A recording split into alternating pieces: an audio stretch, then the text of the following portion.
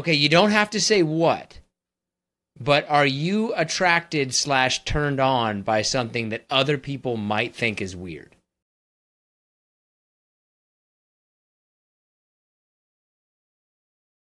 Yeah, I guess. I don't know.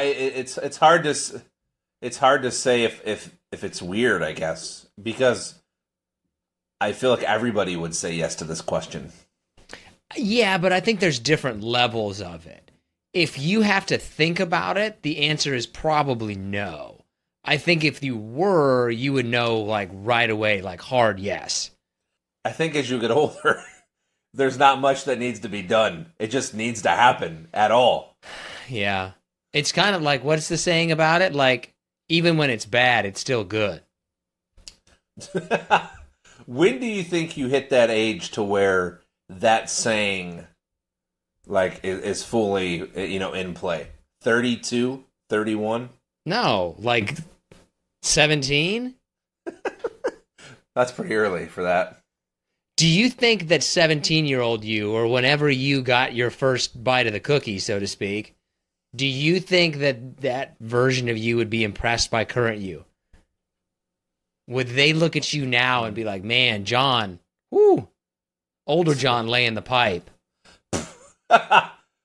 Yes, because I look back on 17-year-old John and I don't know how he ever, had a girlfriend. Ever. I don't know how John prior to probably 26 ever had a girlfriend, but it happened from time to time, believe it or not. The first girl I ever kissed laughed at me because I didn't know what I was supposed to be doing. And I was just like, why is she sticking her tongue in my mouth? And I tried to like push it back out with my tongue because I didn't know what was going on. And she just started laughing.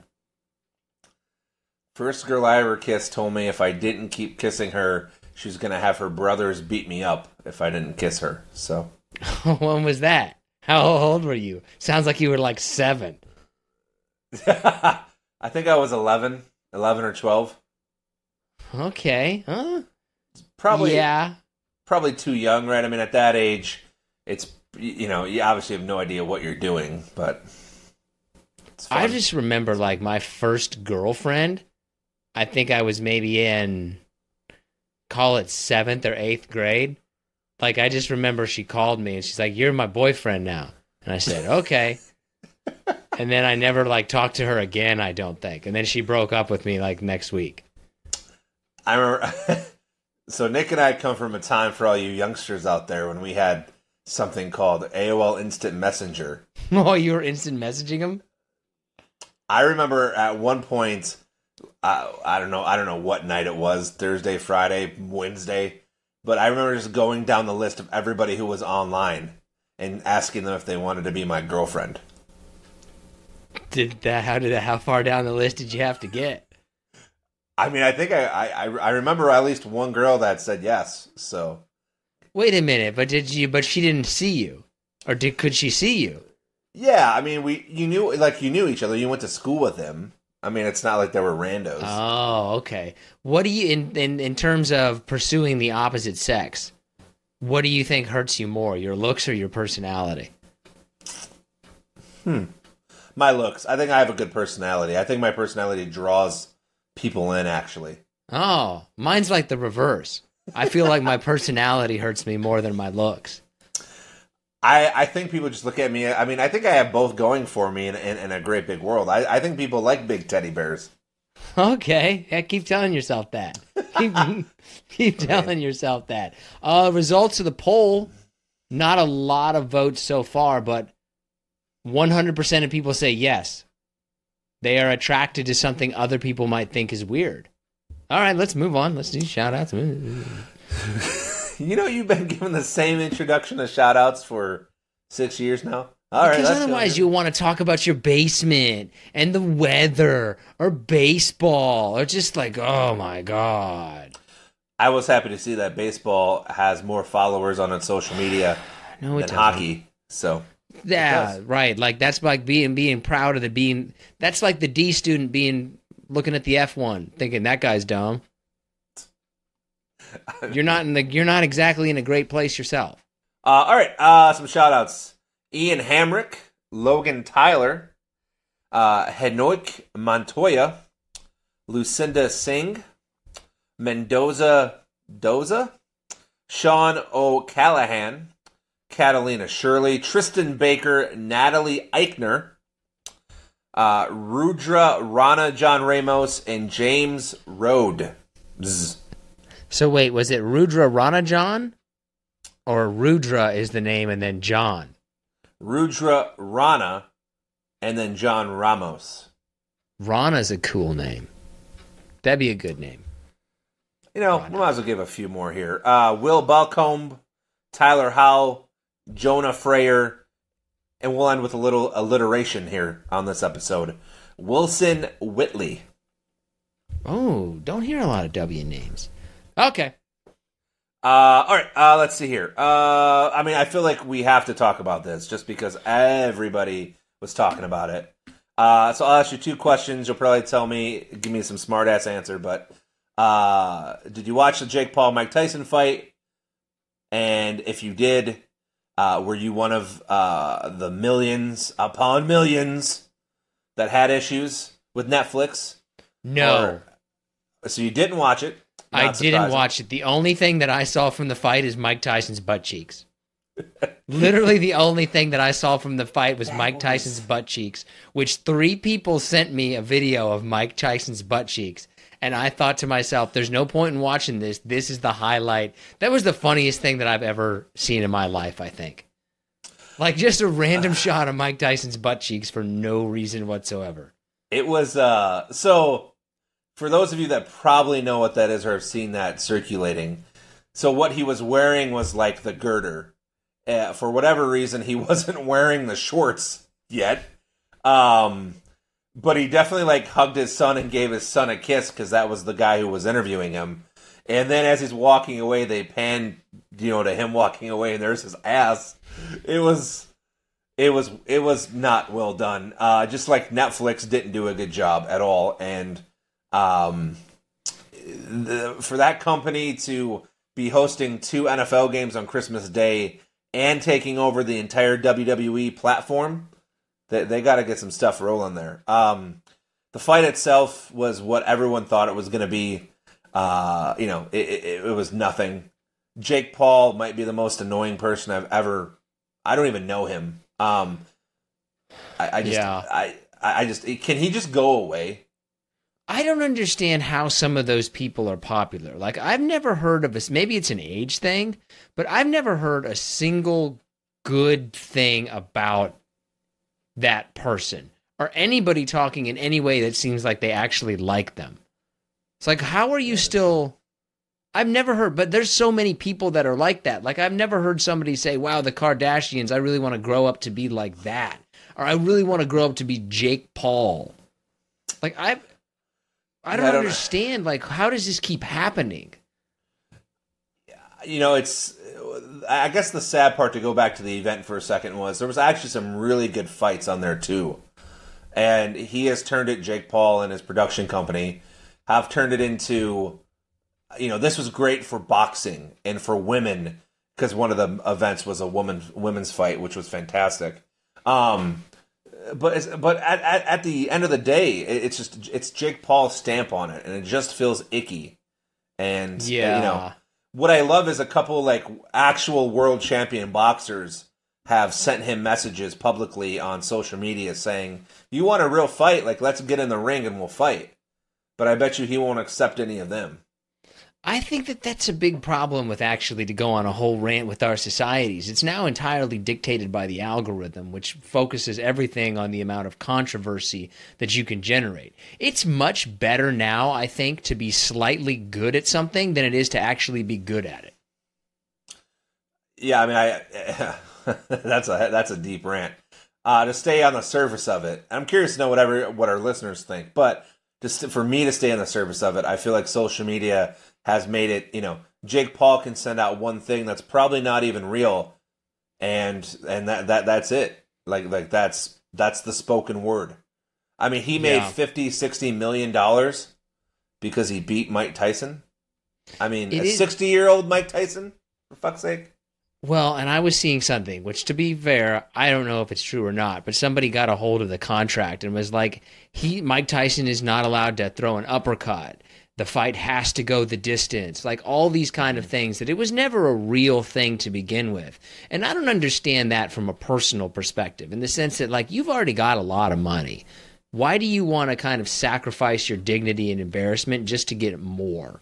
Like, what can you buy for $40 million that you can't buy for 35? I would just look at myself and be like, God, I'm just a joke. Like, that's how I would see it. I guess other people don't think that way.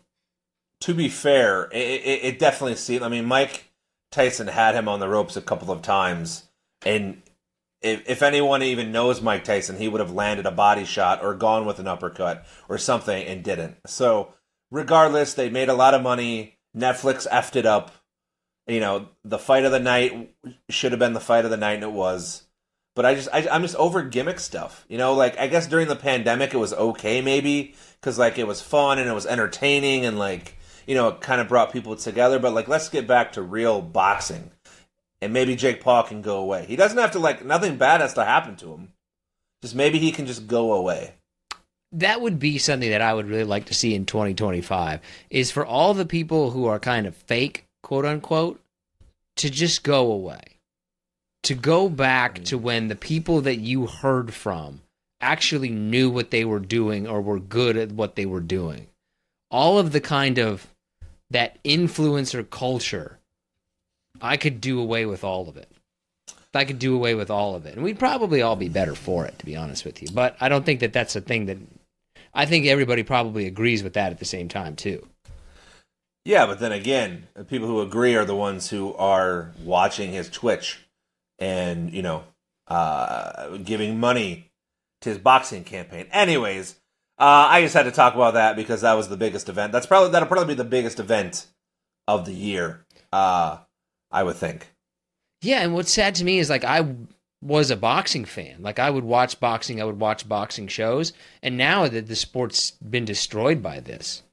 So I mean, that's tough to say. I will say this, that I think it's bullshit for Mike Tyson that his record's going to say 50-7 and his last loss ever is going to be to Jake Paul. I mean, but then again, he doesn't care because he made more money than he's probably made in the last 20 years in one night. So. Yeah, that's true. I think that he always runs into money problems, too. Well, if you ever look at his... He's okay with it, his decision.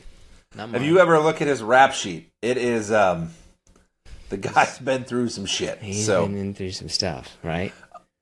All right. So it hurts me to say this, but I wanted to give you a softball so you could just hit it back in my face. Okay. So there was a movie that was just released starring The Rock called Red One. It's a holiday movie. Had a budget, an operating budget of $250 million. Ooh. And its opening weekend, which, as everybody knows, that's the weekend where you're going to make the most money. Usually, it made $34 million. Oh, his career, he's on a big downslide. It's fun. It's crazy to me how fast people can turn. So my question was, or is, to you, doesn't necessarily have to be him, but like that's it, right? Like he's going to go back to the WWE now, or he's going to do something of familiarity, because like, yes, he doesn't need the money, obviously, but that has to hurt. Like that has to sting, no matter who you are. Yeah, and I think the difficulty is that when that happens to you, it's so hard to come back. Because that's a couple of movies in a row, I think, that he's had that didn't go very well. And once that happens, it's hard to bounce back from it. But that happens with everybody. Like any big celebrity, once they hit a certain level, then they're just going to drop. I mean, you can kind of go through, I can't think of any off the top of my head, but I think it happens to all of them. Well, he does have one movie coming out at Thanksgiving that's going to, erase all of his debt or whatever, but Moana 2 comes out and that's going to just blow everything off the water for him. I don't feel like it's animated it counts quite as much, but anyway, that's me. All right. A little interesting, I don't know what to call it.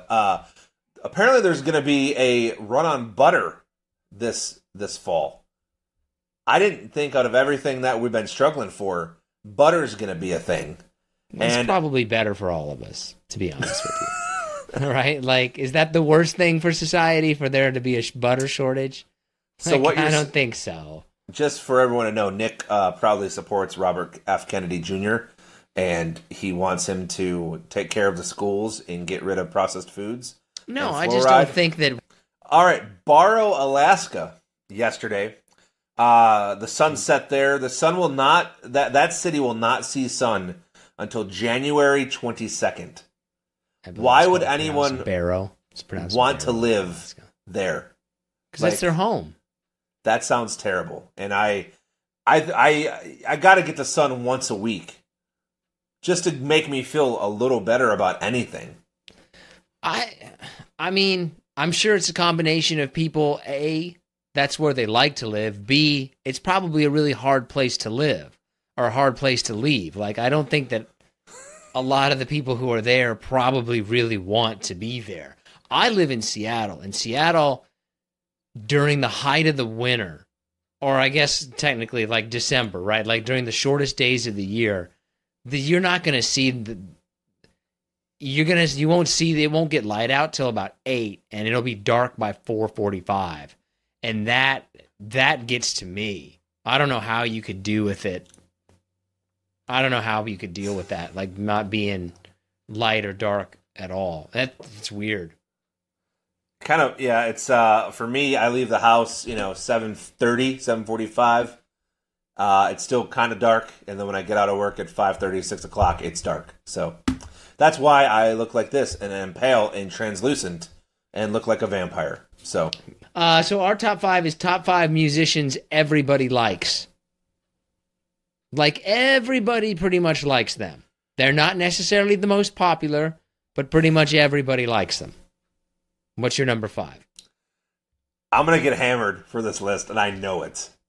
I know I'm going to, because people are going to say that I'm nearsighted and I'm not thinking enough about things. But you know what? I gave it a shot here. So, my number 5.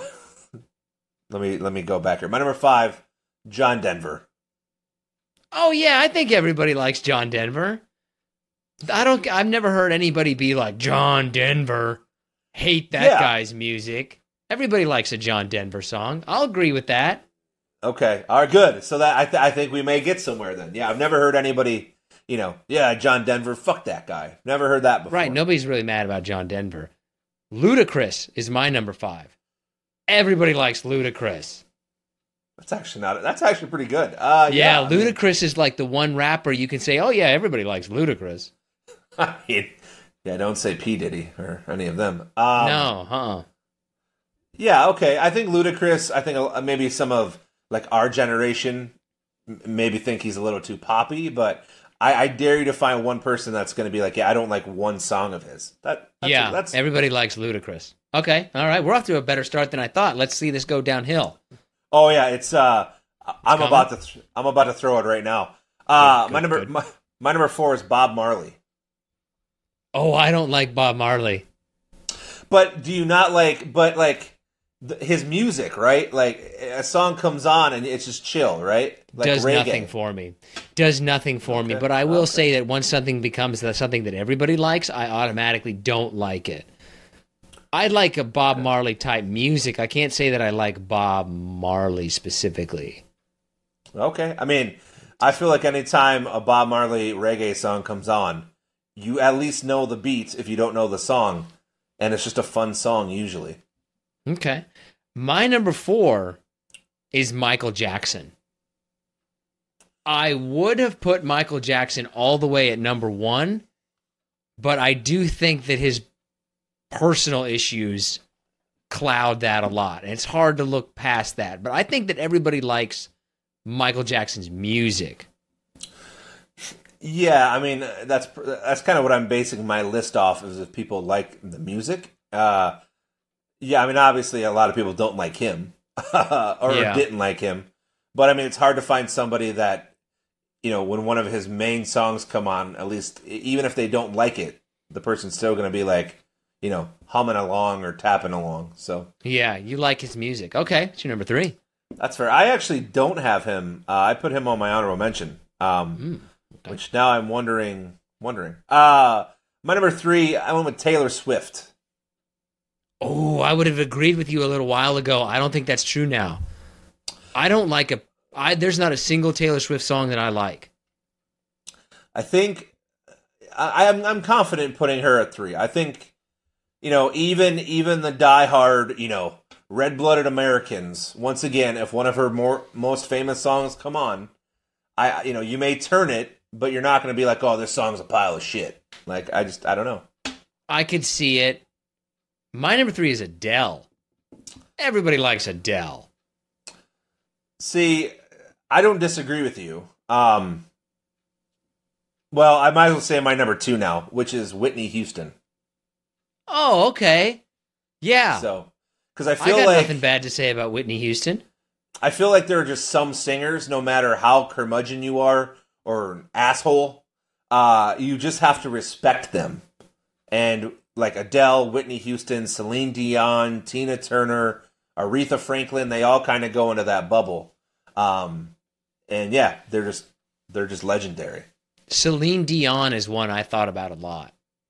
Like, I thought about putting Celine Dion on there a lot. That's harder to say than you would think. Celine Dion on there. My number 2 is the Beatles. See, and I left them off the list, and they were kind of like Michael Jackson to me. Like, maybe should have put them on, but yeah, the Beatles are, they're kind of like the Monkees or one of those early '60s, '70s bands. Their music just makes you feel good. Yeah, I like the Beatles. Okay, who's your number 1? The King, Elvis Presley. Okay. I don't think that a lot of people know his music now. Do you think the kids today know Elvis Presley? I think if they don't, you hear it once and you're told it's him, and then every time from then out that you hear it, you know it's him. I don't know what his big song is, though. The only one that I know of is like Jailhouse Rock, I think. I mean, that's the only Beatles song that I know. You mean Elvis Presley? Oh, Elvis Presley, yes. Elvis Presley. Yeah, I mean, Elvis, so he had that, A Little Less Conversation, Burnin' Love, even though that one's kind of bad because he kind of died on the toilet, so it doesn't really... He had a song called Burning Love and he died on the toilet? Yeah. Jealous Rock, Suspicious Minds, I mean, the thing about Elvis is like, he's transcended his death. His family, the drama, and his music was just always upbeat. Usually, it was just good music, and you know it. It's kind of like Frank Sinatra and Christmas music. Like anytime a Frank Sinatra Christmas song comes on, it just makes you smile. My number 1 is Tom Petty. I can't go against Tom Petty. I love Tom Petty. Tom Petty. I would make an argument that Tom Petty is the most liked musician of all time. Everybody likes Tom Petty. I just wonder, yes, I don't disagree with you. I just, like you said to me, do people know him? Like, does the generation of today know? Does the generation of today know anyone we mentioned other than Taylor Swift? Probably not. I bet they know Tom Petty more than they know the Beatles or Elvis Presley. I mean, I don't want to disagree with you. I love Tom Petty. Man, there's some songs of his that you just sit back and they just take you on a ride, man. Oh, I love a storytelling song. Like, a storytelling songs are the best. Okay, what's in your honorable mention? So like we kind of talked about, I put Michael Jackson on there, Aretha Franklin. I put Beyonce on there, Johnny Cash. Okay, Beyonce. Yeah, I would agree with those. Like, pretty much everybody likes them. And then I went kind of off key, and I put Elton John. I thought about Elton John. Because once again, music, most of his songs, his mainstream songs. And then this one was out of left field. But Guns N' Roses. I just feel like, once again, they have a couple of anthems that come on, and you just know the songs. Like Foo Fighters, Beastie Boys. you could make a strong argument that everybody likes Foo Fighters, Beastie Boys, I would agree with, Queen, Bohemian Rhapsody. Like, everybody likes those kind of songs. For sure. The other one I thought of more recent, Lady Gaga. Widely acclaimed, I would say. I would put her at number 1111 if I could. I love Lady Gaga, but I would love Lady Gaga too. What's your favorite song? What's your favorite Lady Gaga song? Let's end on that. Ooh,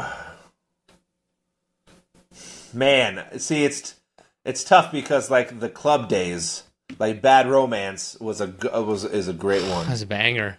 That's mine. I would go Bad Romance. Yeah, well, and I'll say Bad Romance. That's a good one, man.